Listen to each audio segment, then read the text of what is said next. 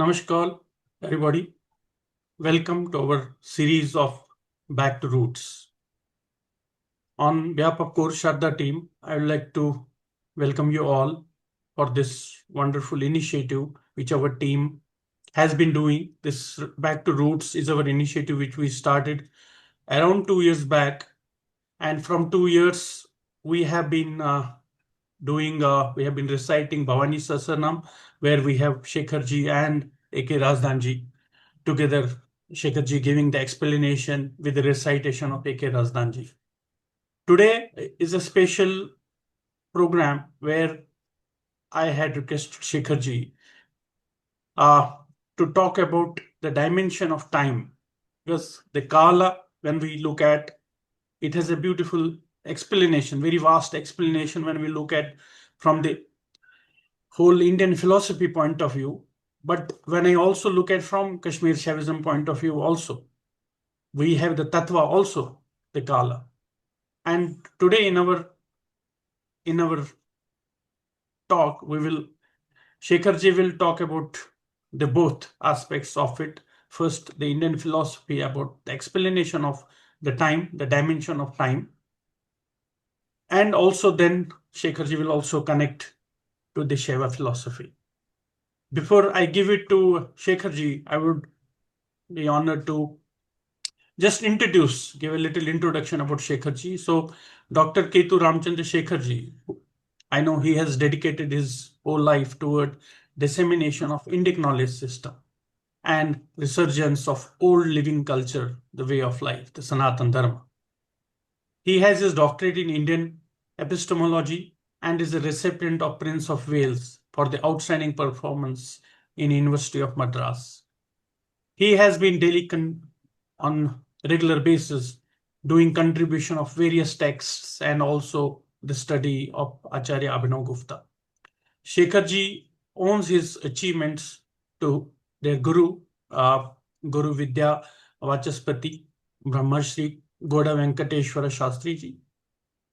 And yes, Shekharji has been part of our team, and it has been a very wonderful journey with Shekharji. Every Saturday, we do meet at the same time, 15 minutes early every Saturday, where we recite the Bhavani Sahasranam, and Shekharji gives a very beautiful explanation of each and every meanings, each of every word meanings of Devi. So Shekharji, welcome to you, and we'd like to listen from you on the dimensions of the Kala, the time. Saraswat शुद्ध एव शुद्धः सर्वोद्भा विलसति वाच्यवाचकात्मा काश्मीरो जगति जगद्हितावतारः स श्रीमान् अभिनवगुप्तदेशिकेन्द्रः सिद्धान्त वामभैरव यामल कौलत्रिकैक वीरविदाम् अभिनवगुप्तः श्रीमान् आचार्यपदे स्थितो जयति। धन्यवादः Rakesh ji for that beautiful intro, and especially for this opportunity to have this dialogue, this conversation about the concept of the kala, or time.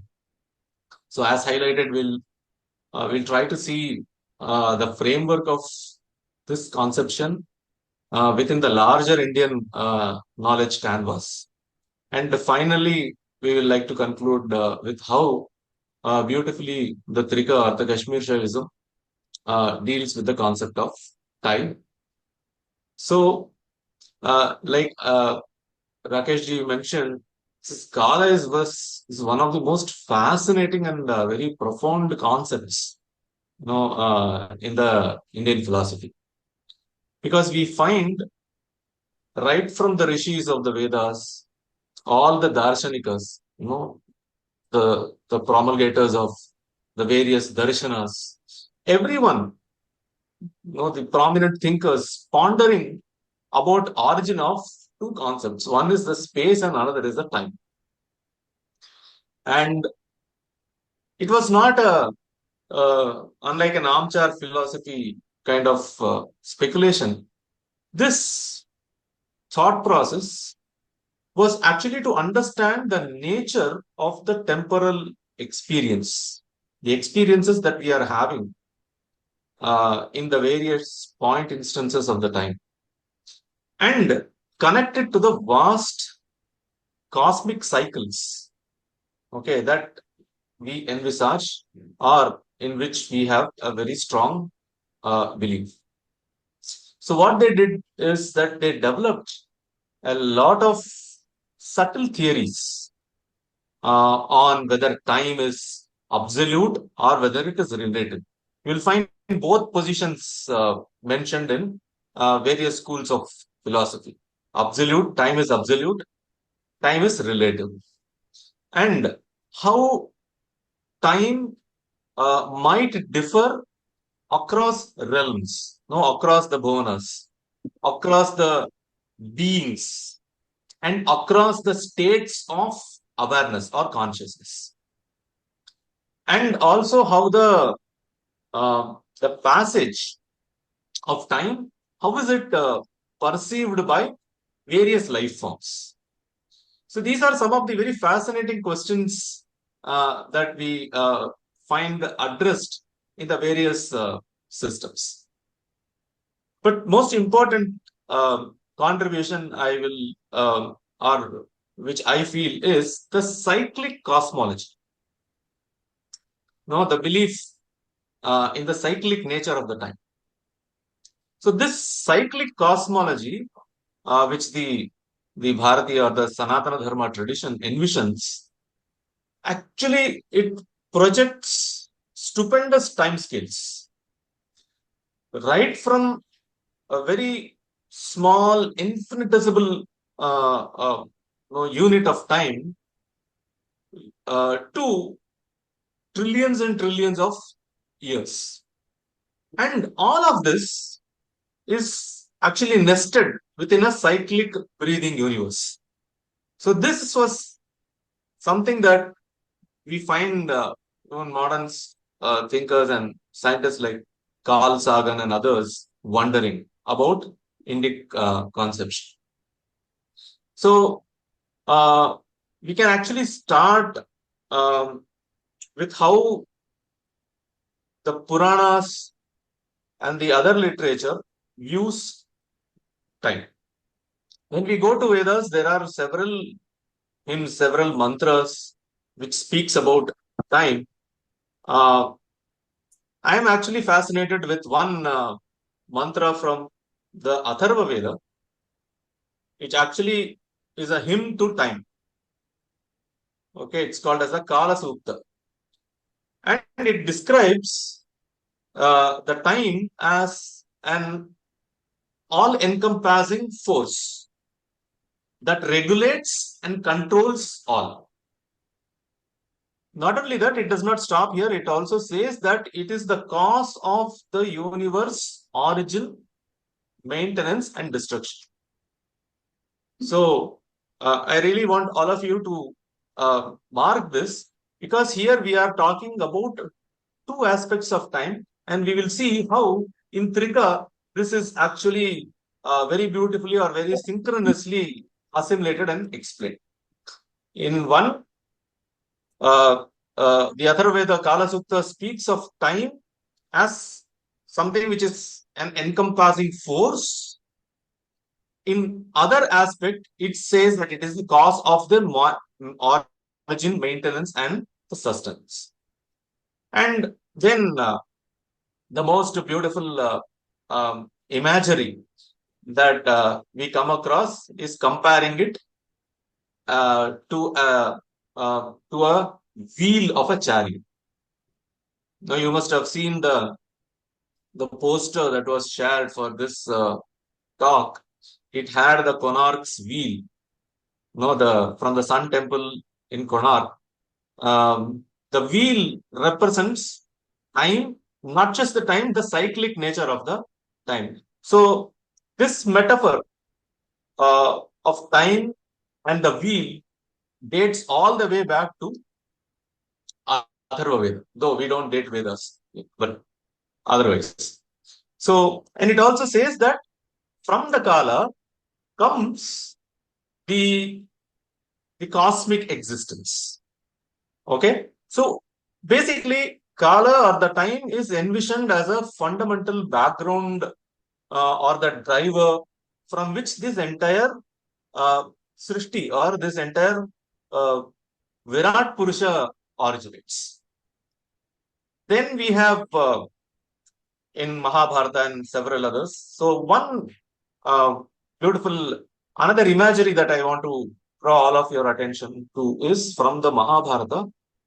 I'm sure many of us might not have forgotten the very first TV version of the Mahabharata that came somewhere in the 90s. It was produced by B.R. Chopra. So there you find the time as the narrator. मैं समय हूँ. मैं काल हूँ. मैं समय. Yes. मैं काल हूँ. Yes. So that's how the entire thing starts. So Kala or the time is compared in Mahabharata to a Sutradhara. Who is a Sutradhara? Sutradhara in Sanskrit dramas is the stage manager. Right. Okay, if you want to understand the origins of the word, it is even more beautiful. It's the puppeteer, because a puppeteer holds the sutra, the threads, and whatever you see as a movement of the puppets is actually the movement which is initiated by the puppeteer. Right? So, similarly, Kala is that stage manager or that puppeteer, okay, which designs or permits the events, okay, that we are visualizing. So, this is the second beautiful imagery about Kala that we come across in Mahabharata. Yeah.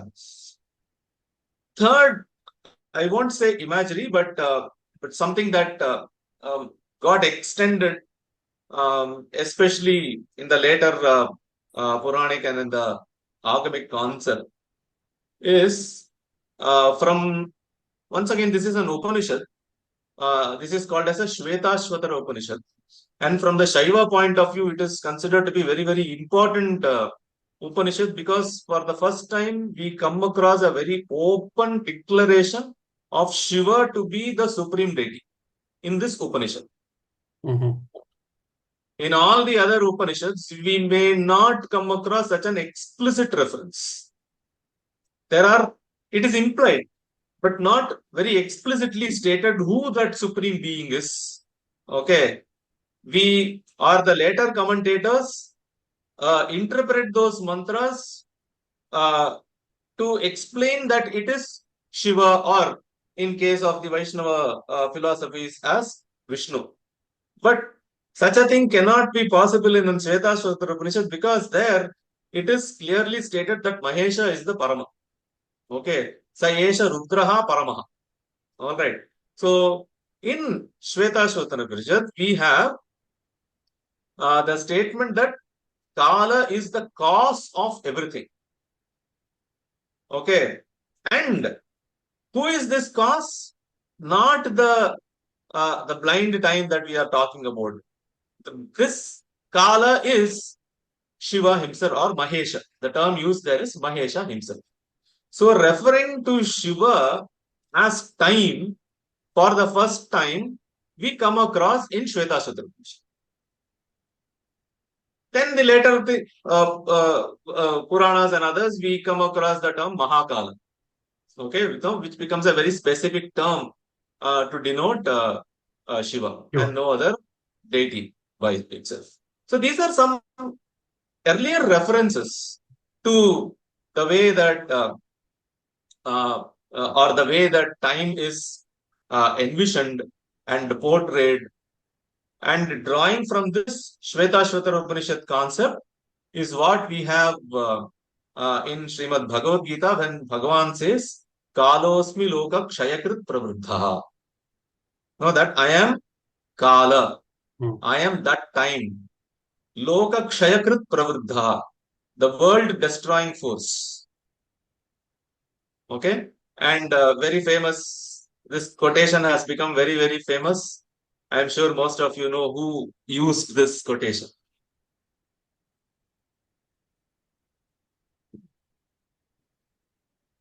Which one, Shekhar ji? This Kalosmi Lokam Shaikar. I see. Okay, this Bhagavad Gita statement was very famously used by a Western scientist in a very different context. Oh, If you may want to take a guess, please do so. Einstein? Oppenheimer. Oppenheimer. Oh, okay. When he conducted the nuclear test, I see. when he saw the mushroom cloud, Mhm. this was the expression that he quoted. Oh, okay. So this quotation has become very famous world over now. Kalasmi lokakshaya krit pravruddha. Okay. So this point is that these are derived from the Shvetashvatara Upanishad's original statement. Now, coming to though we will be seeing more in detail, especially when we are looking into the Trika aspect. The word Kala is derived from the Sanskrit dhatu, or the root Kal. Kal is the name, the Kal is the dhatu from which the word Kala is derived. Now, Kal has multiple meanings. Now, how Acharya Abhinav Gupta explains all these meanings, okay, we will see, or we will reserve it for the later section. Normally, Kal means to calculate or to enumerate. So, Kala or time is given the name Kala because it helps us to count. Because for counting, you will require sequencing. And for sequencing, you will require an understanding of what is before and what is after. So that is exactly what the time does. So it is called as Kala because it helps to calculate. Okay. And like I said, the conception of Kala is cyclic. Cyclic is to be understood not merely as going round and round in cycles, but it is to be understood as cyclolinear. Okay. A chariot wheel will not be rotating in the same place. It will be rotating and also moving forward. Right. Okay. So that is the conception. That is why it is compared to a chariot wheel, not a static wheel. Okay. So it is a cyclolinear conception of time. Okay, so this is one. So coming to the darshanas, or the philosophies, various philosophical views. Like I said, along with Kala, another concept called the desha or the dik, okay, was equally fascinating for them. And normally they will take this desha and Kala in the same breath. Okay, whenever they are speaking, Desha and Kala will be dealt, okay, simultaneously. And here it should be very important to know that the term that is normally used for Desha, okay, is not space. Okay, Desha should not be confused with space. Mm-hmm. Desha or Dik is actually dimension. I see. Because space, the word for space is Akasha. The word for space is Akasha. Okay. Now, what is the difference? See, Akasha is actually one among the Pancha Mahabhutas. Correct. And we all know whether it is as per Sankhya or whether it is as per Trika. When you do the Tattva classification, Akasha is one among the Pancha Mahabhutas. Rather, what is Akasha? Akasha is like you can imagine Akasha as an expansive container, okay, in which everything else exists. All Mahabhutas are existing. Yeah, everything is existing. The entire Prapancha is existing. So it is that all-pervading principle which is allowing or providing the ground for other elements to manifest. That is Akasha. So, in short, if we go to the Darshanikas, they will say that Akasha is all about capacity and receptivity. It is that field in which objects and beings are existing. Okay, then what is Dik? Dik is not a material element like Akasha. Uh, uh, uh,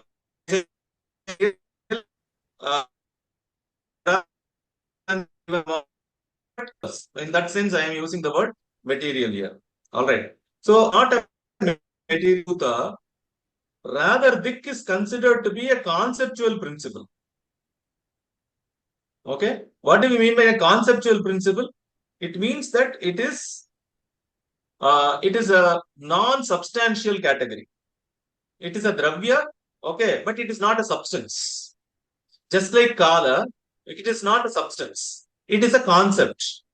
All right. And what does it do? This Dik provides spatial differentiation. Okay. It gives a kind of an framework for orientation. If we have to understand now the east, west, north, south, all these cardinal direction, no, these are actually dimensions. So Dik is actually providing that spatial differentiation. And without Dik, Akasha will just be an undifferentiated expanse. So Dik makes relational positioning possible within Akasha.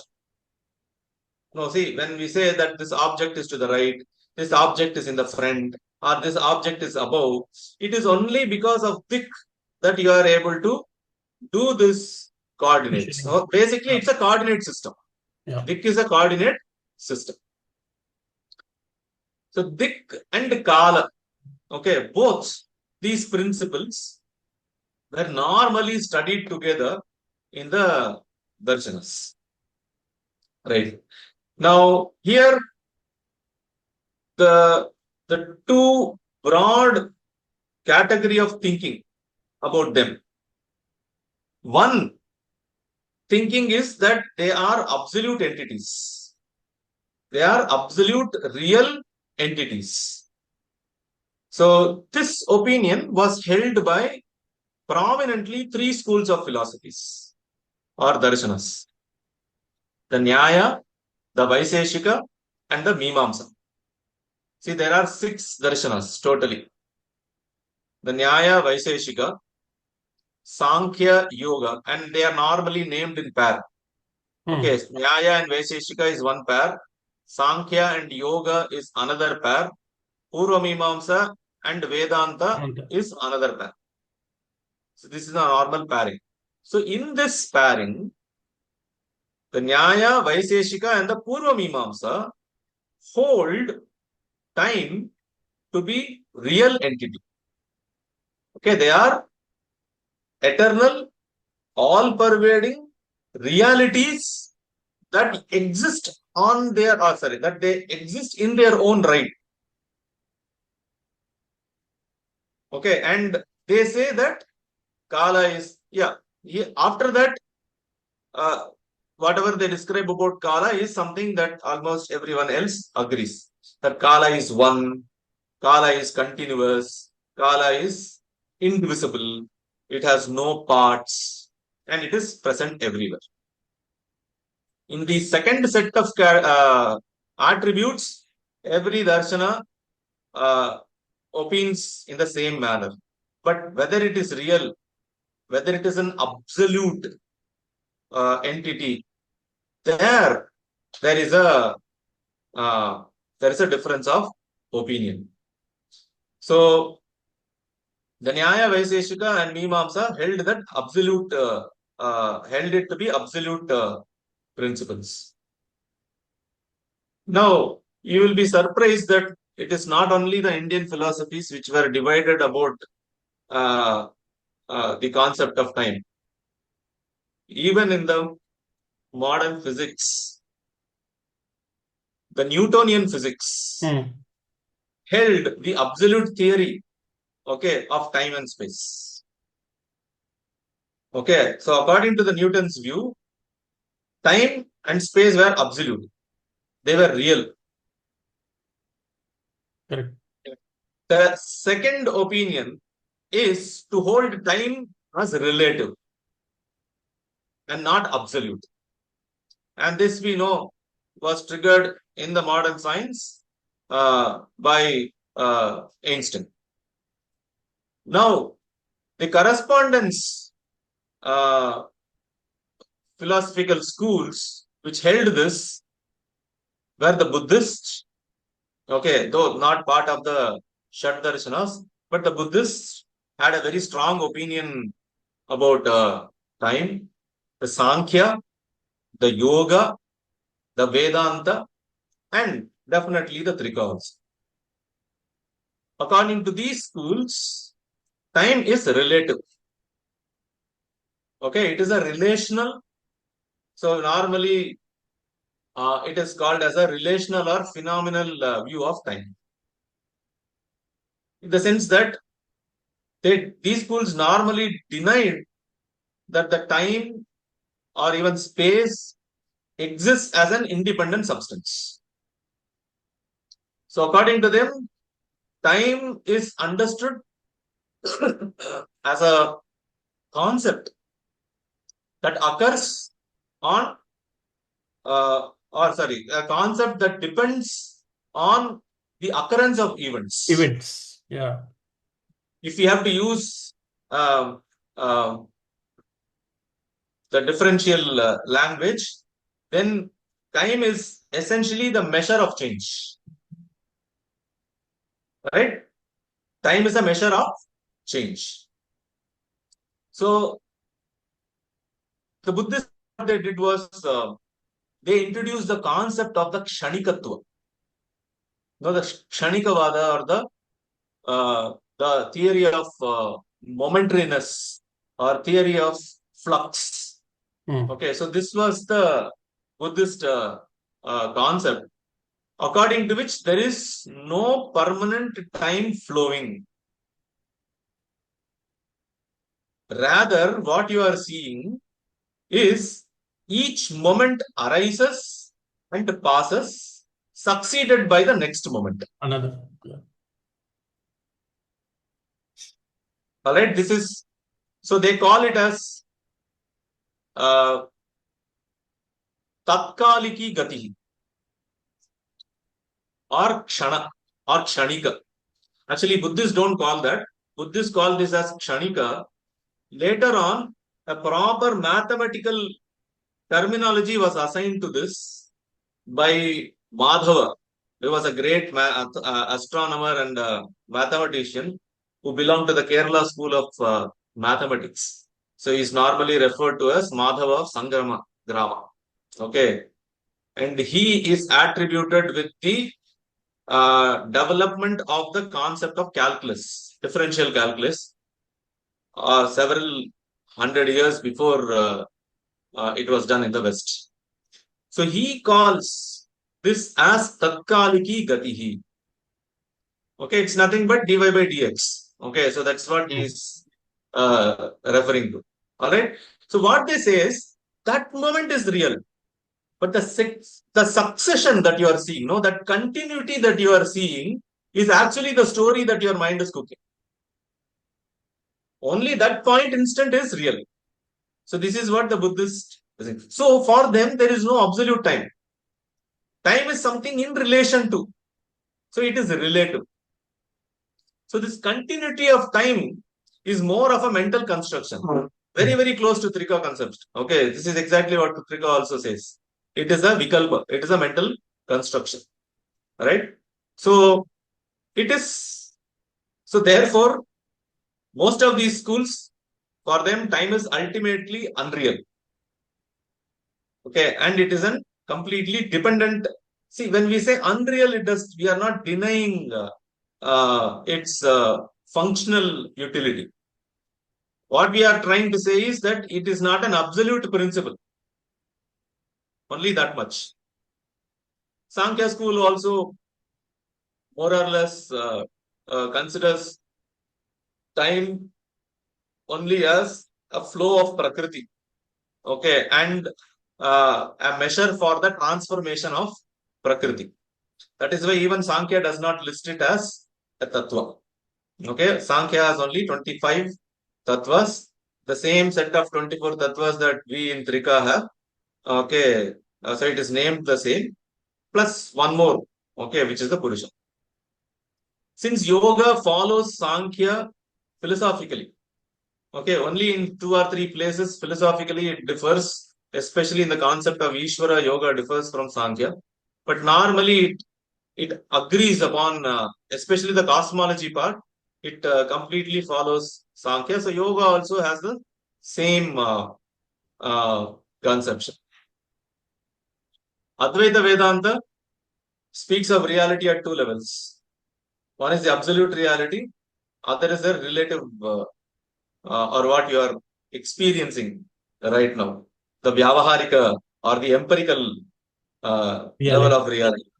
At the absolute level, it is only the Brahman which is supreme, and that Brahman is Trikala Abadhita.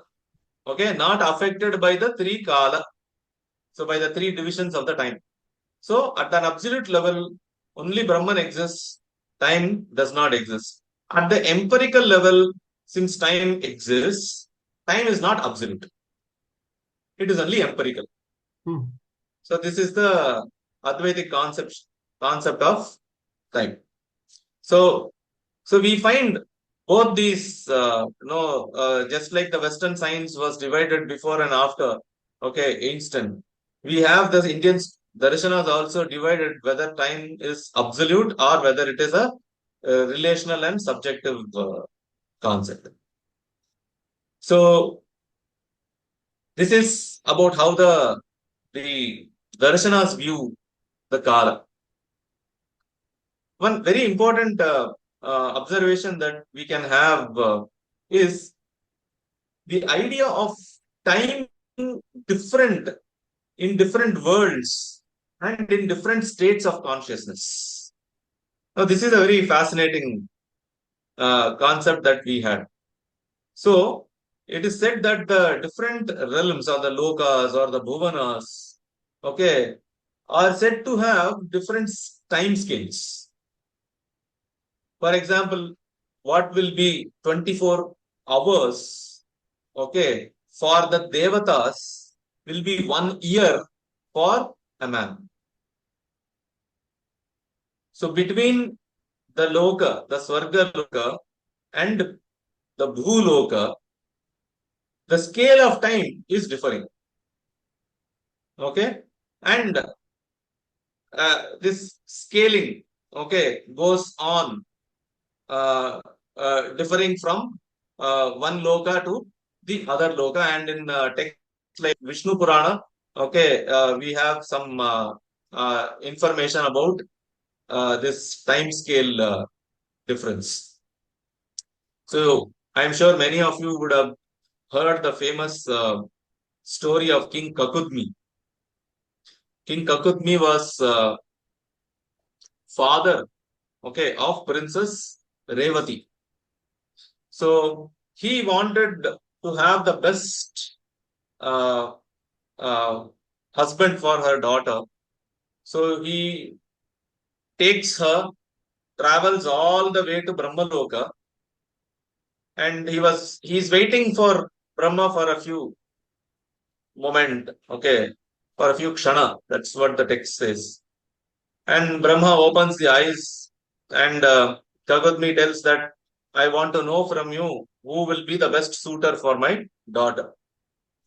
Brahma says, don't you know, by this time, several yugas have passed on the earth from where you have come. And he says, okay, go down. Anyone who can bring back your daughter to the same height as the height of the current uh, men on the earth will be her husband. So they come back. So you see that they are traveling to Brahmaloka and coming back to Brahmaloka. Relatively, several yugas have passed in the Bhumi, Yeah. but they have not aged. Okay, they have not aged.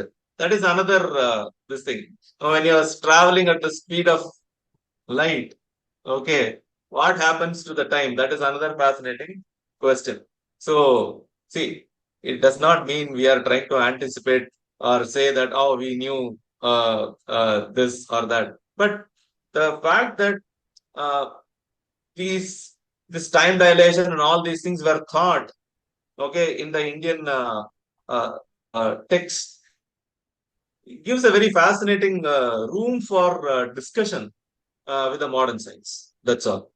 Then they come back and they see Balarama, the elder brother of Krishna, okay, who uses his hala or the plow and brings Revati because they were very tall compared to Balarama and others. Uh, they were very tall compared to Balarama and others, and then he places the hala on the head of Revati and brings her down to the normal height of that particular Dwapara Yuga. All right, so that is how they both get married. So this is one tale. There is one more similar tale about Narada. Okay, Narada being in Brahmaloka, okay, and waiting for Brahma and coming back and seeing several yugas pass by the earth.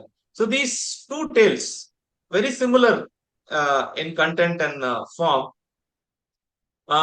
convey, even if it is through stories or thing, that time can actually flow at different rates in different planes of existence. I think this is our takeaway. That these texts are speaking about a notion that time flows at different rates in different planes of existence. So, a kind of an early intuition of what we are or what the modern relativity speaks as the time dilation. Okay, which is actually time dilation is different reference frame or the gravitational fields. And not only to different worlds, but even different states of consciousness, okay, have uh, different flow of time.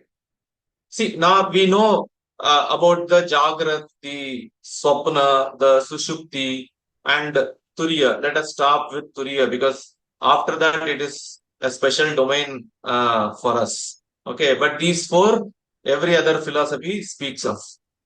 So, in these states also, the and okay, not in Turiya, and at least the first three, Jagrat, Swapna, and Sushupti. In these three states, uh, the experience of time shifts dramatically. Say, it is for us to really correspond this statement. See, what happens is if in the Jagrat, in the waking, the time is measured by certain physical processes, either movement of sun or kind of thing. Okay, and it seems steady for us. But in dream, in the swapna, you see, we all know or we might have experienced that at times the whole lifetime is experienced within a very short duration. It could be even within a minute. Or we may even leap between moments without continuity in sleep. So, a dream of hours, okay, might occur a few minutes of real time. So, all this, no, it looks like no, it's expanding. Okay, the time is either expanding or contracting in the swapna avastha. And this is pointed out by Acharya Abhinav Gupta in the Tantra Loka. Now he says even a tiny measure of time appears immense when we are dreaming of dream and in deep sleep. And he extends it to one more. He says, when you are immersed in a kind of a deep contemplation, in meditation also this experience happens. So you might not have any experience of time lapse deep in or in the state of deep meditation. So this is uh, and okay. So do we have any modern correspondences? Neuroscience, I am told, acknowledges such effect as to how time is a construct of mind that can stretch or compress. So I am not sure, but I have read during some of my earlier studies that the neuroscience acknowledges this fact that no, the measurement of time, okay, is such that it can stretch or compress.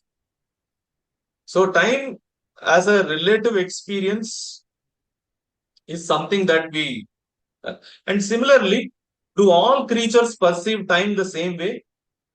No. Because we are talking about the different bhuvanas, we are talking about inhabitants of those different bhuvanas also. And they don't experience the time the same way as a human being does. Within Earth itself, if we take, say for example, if you were to map the subjective experience to lifespan, a butterfly, which lives only for a few weeks. But in its subjective frame, it has actually lived its full life, right? Whereas to us, it it was very ephemeral. But for it, it has lived its full life. So we don't have any reference in any of the Puranas which has any reference to the insect's view of time or anything like that. But I somehow feel that the concept of this relative time perception, okay, Shekharji, I have seen few videos of David Eagleton okay, on exactly what you are describing. How basically the time varies in our different phases of our mood or whatever, in stress or in happiness, in some accidents. So there are some very beautiful videos which actually there are 6 series of the David Eagleton's videos. Very interesting, explaining similar nice. things. That's nice. So that brings us to the next interesting concept of the cyclic nature of time about this yuga parivartana. We believe in the multiple yugas and they moving about in this thing. So the smallest measure of time, though there are a few more variation, okay, um, is 1/16th of a second. Hmm. 1/16th of a second is called as tuti or nimesha. It is called as a tuti or a nimesha. This is the smallest measure. Okay. Then it goes on to hour, muhurta kind of thing. And then to speak from the years, no, the varsha, we all know that the current Kali Yuga, as per the Puranic this thing, the current Kali Yuga, the measurement of the current Kali Yuga is 4,32,000 years. So the span of Kali Yuga is 4,32,000 years. And it says double that number, you will get the span of Dwapara Yuga. Okay, so double 4,32,000. Okay, you will get the Dwapara Yuga, which is 8,64,000. Triple the Kali Yuga, you will get the Treta Yuga. Okay, what will it be? 129, 6 something. Yeah. Okay, so that is the Satya Yuga, this thing. 4 times Kali Yuga, sorry, Treta Yuga, 4 times Kali Yuga is the Satya Yuga or the Krita Yuga. And these 4 put together, okay, these 4 put together is called as one Mahayuga. a cycle of Kali, Dwapara, Treta and Satya is one Mahayuga. So 4 plus 3 plus 2 plus 1, 10. So 43 lakhs 20,000 years is one Mahayuga. Ayuga. Okay. Now, this Mahayuga, if you have uh, 71 Mahayugas. Okay, if you have 71 Mahayugas, it is one Manvantara. What is Manvantara? The period of one Manu is one Manvantara. No, the Saptashati starts with the question of who is the current Manu. Okay, so it is describing the story of the Vaivasvata Manu. Vaivasvata Manu is the current Manu. Okay, the Manu of the current Manvantara is Vaivasvata Manu. And the story of Saptashati starts with Savarni. Okay, when Savarni was the Manu. All right. So Manvantara is the period ruled by the Manu. So the current Manu is called as the Vaivasvata Manu. And the period for which the Manu rules is called as one Manvantara. And one Manvantara is 71 times or 71 Mahayugas. Okay, so 71 times 43 lakh 20,000 years. Okay, so, and there are 14 Manus who come in cycle. So there are 14 Manus who come in cycle. So, which means that 14 Manvantaras will make one Kalpa. 14 Manvantaras will make one Kalpa. So 14 times the span of Manvantara. Okay. So Manvantara should be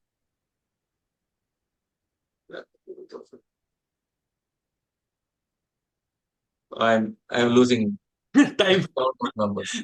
numbers. It should be somewhere around 305 or 306 million years. Okay, that should be the Manvantara. And 71 times the Manvantara is one Kalpa. Okay. Now, it does not stop there. Huh? One Kalpa is Brahma's one day. Okay, not day and night, just the day. Brahma's lifespan is 100 years. So what we have to do is, we calculate the Kalpa into 2 is one day night. One day night, yeah. For Brahma, into, okay, 360, because we have only 360 years in a day, okay, into 360 into 100. That is the Brahma's age. So Brahma's age, as per if you do the calculation, it will come somewhere around 310 trillion years. So we say that this Brahma, okay, after this, there will be one big pralaya that will take place. And again, another Mahapralaya will take place. Again, the entire Srishti, new Brahma, everything will start. So this time, okay, keeps moving. And I will tell you here that I have a friend who has this company called Bharat Gyan. Okay, so I will try to find their videos. They have done an excellent video on this concept. Not the calculation. Calculation is simple. They have shown that it is so logical. It is actually corresponding to one cosmic event.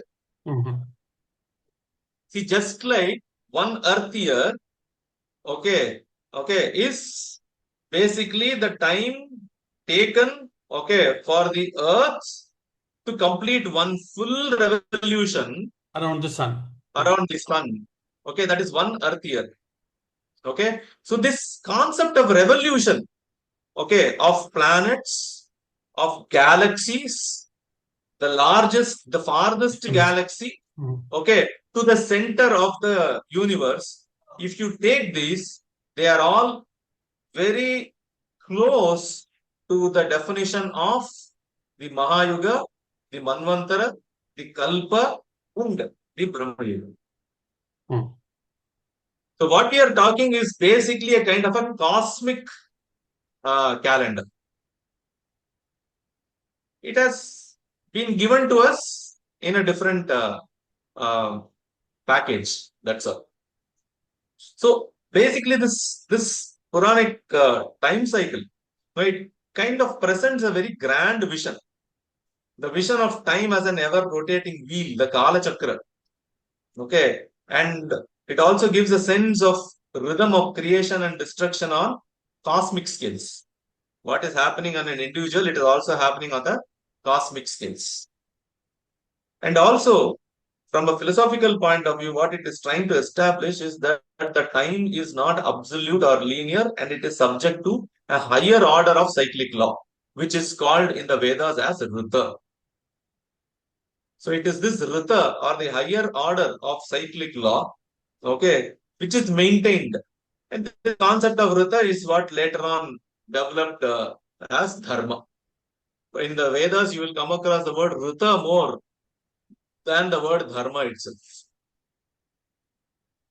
So, oh, sorry, I think we are towards the end. So I'll just take the last 10 minutes for the Trika.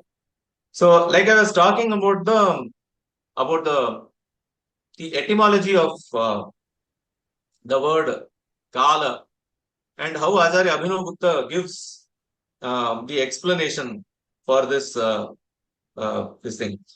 He says the dhatu kal has multiple meanings. Kal shabde, that is the first. Okay, which means sound. So kal means to produce sound. And it is explained as the time as a resonance of nada that underlies the supreme vibration or the spandan. Okay, then comes the second meaning of the dhatu kal. Kal sankhyana. Kal sankhyane means that which is counting, which is enumerating, which is calculating. So time or kala is the measurable sequence. So kala is described as a measurable sequence, no, a kind of an order, okay, which is there. The third meaning for this kal dhatu, which Acharya gives, is kalakshepe, to project, to impel. So kala is a dynamic force that propels the universe in a direction, forward or cycling. Fourth explanation Acharya gives is gatau. Okay, kal gatau, movement, which means time is a flow. Okay, kala is a procession, a continuous movement. Then one more meaning is there. Okay, aswadana, kal aswadane. Very beautiful meaning. Aswadana means tasting. Okay, so time is a lived experience. It is the rasa. Okay, it is an essence or the taste of awareness. And last is kala upadeshe. Okay, time as a teacher. So time as a teacher instructs instructs all of us, okay, through the cycles of changes, the samsarana, okay, the growth and decay, about the relative nature of the worldly experiences. So you see that this one dhatu, okay, from which the word kala is derived, is explained by Acharya Abhinav Gupta, okay, and it all fits perfectly to kala, though actually Acharya used it to explain the word kali, okay.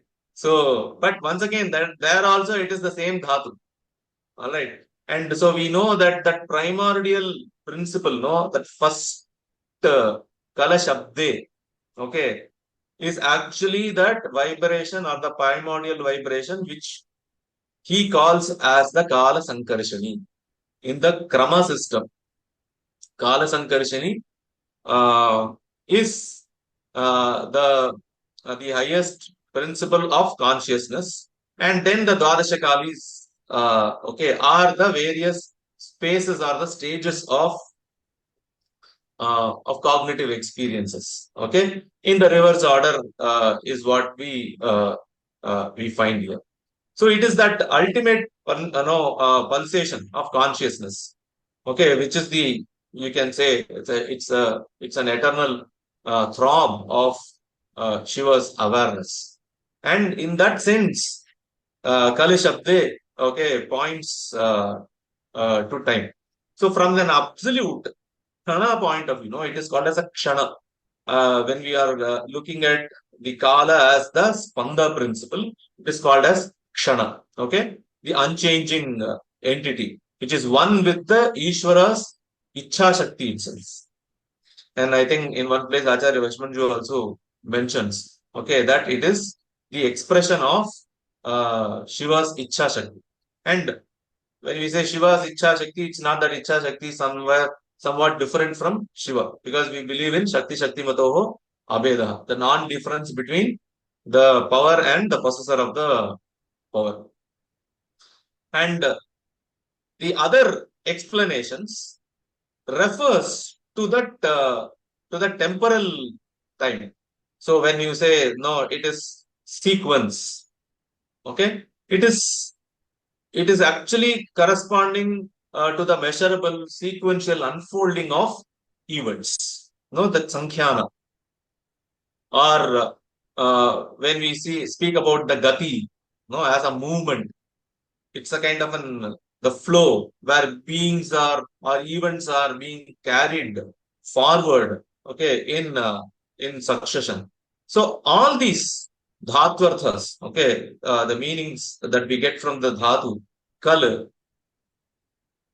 fully encapsulates what the Trika holds about time at an absolute level and at a empirical level. So, because we speak of the uh, uh, Shiva as both, the transcendent Shiva, and Being. also he is the one who becomes. When he becomes, it is Shakti. Mm. Okay, so it is this being and becoming. So this pandas, see, vibration needs two ends, right? One is being, another is becoming.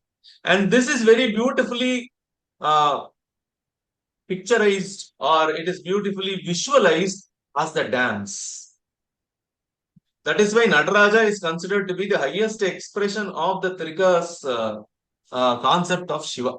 Not alone the Panchakrityas, but as the rhythm becoming and being. Okay, as that spanda, the eternal vibration. Okay, having these two entities. And since we are out of time, I'll just make one closing thing. In Ishvara Pratyabhijna Karika, Acharya Utpaladeva, okay, he defines time as a krama, okay, as a sequence. And he says, what is required for sequencing? If you are defining time as sequence, what is required for sequencing? For Event. something to be referred to, okay, in sequence, it depends on differentiation. Mm-hmm. Only through a difference in states or events, okay, you can you can actually cognize or realize time, or you can infer time. So only through differentiation. So this is the temporal time that we are referring, no, as a result of the Veda. So that is why Kala is calculated, or sorry, Kala is enumerated as one of the 5 Kanchukas. Because it is absolutely essential to bring forth the succession, and for succession to happen, differentiation should be no should be listed or should be understood clearly. So because of the Maya, we have the fivefold Kanchukas which act upon, and they create this sankocha, or this contraction, or rather Shiva wears these Kanchukas and contracts himself. So basically, when we look at it, okay, Shiva, or the universal consciousness, contracts into an individual viewpoint. When he does so, Kala or time appears as succession. And when it appears as succession, it gives a sense of past, present, future, etc. Okay, so that is successiveness. And Niyati, which is the another Kanchuka, Niyati is the order or causality, okay, which limits freedom. Raga is limitation of the fullness, which causes desire. Vidya or avidya is the limitation of the knowledge, and Kala is the limitation of the power. So these 5 Kanchukas, okay, which is emerging from the Maya, they kind of wrap. That is why they are Kanchukas.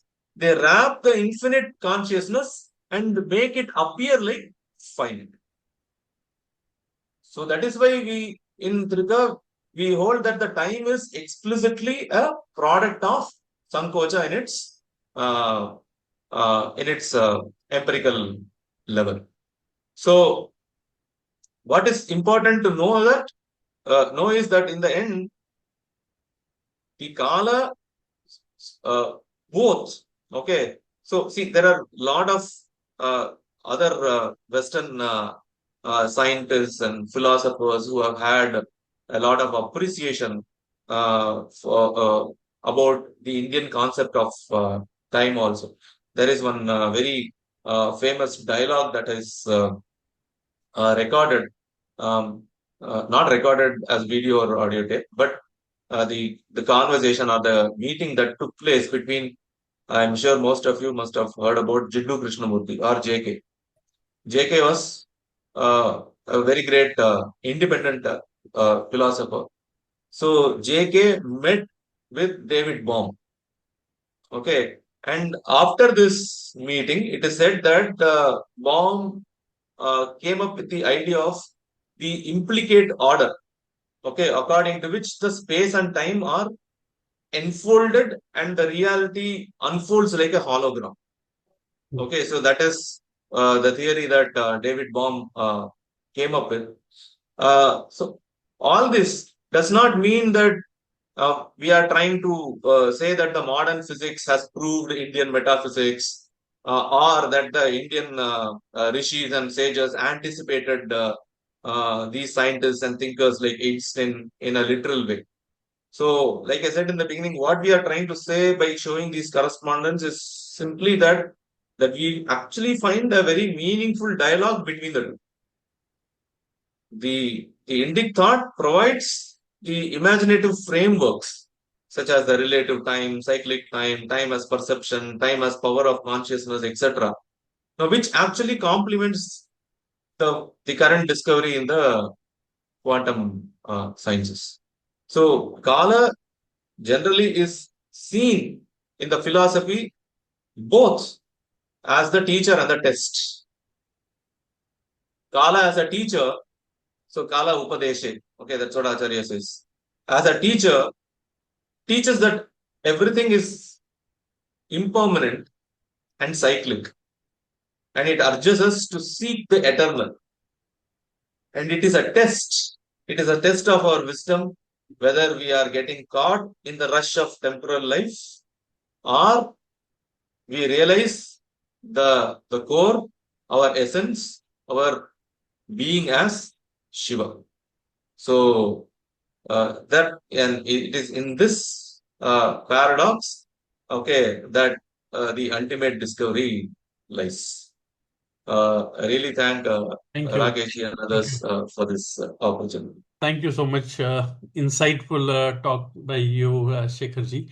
If you have Thank you. 5 minutes, Question. Shekharji, can we take some Yes, quick yes. questions? Huh?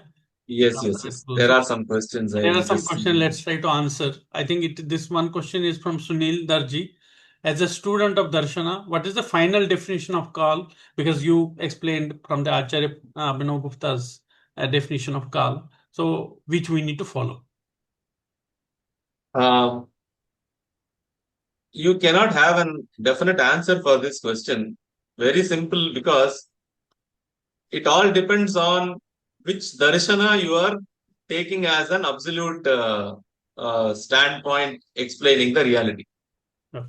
So it's like, no, you cannot be riding on multiple horses, okay, at the same time. You can only ride one horse.